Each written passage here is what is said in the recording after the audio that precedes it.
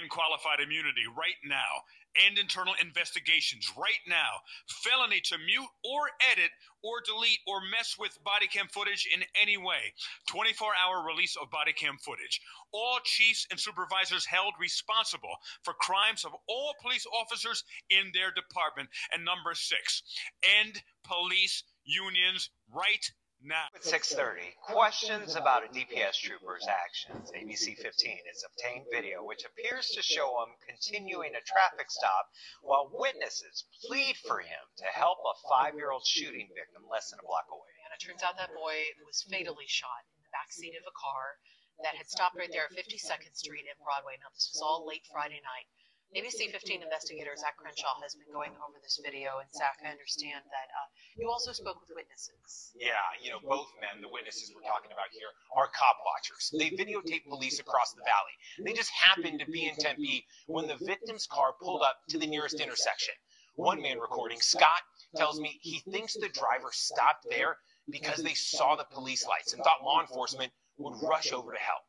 But that is not what happened. And a warning. This video is difficult to watch.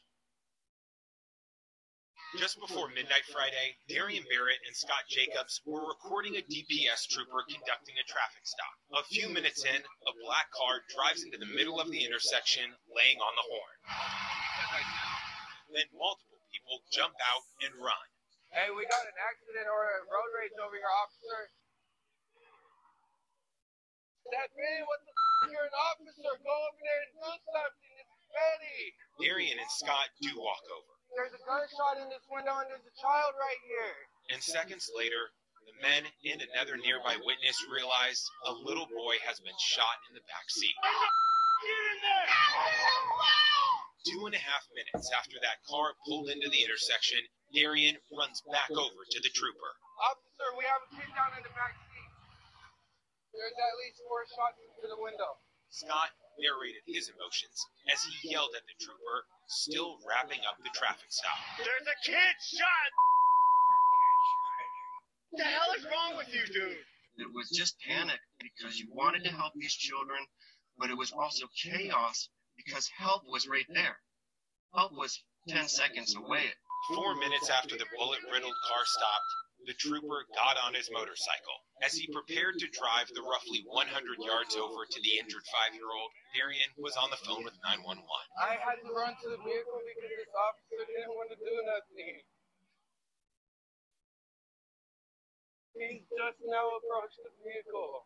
Darian and Scott tell me they're still processing what they witnessed. I understand that this is something that I'm going to have to work through on my own. In the meantime, Scott says he's going to file a complaint with DPS.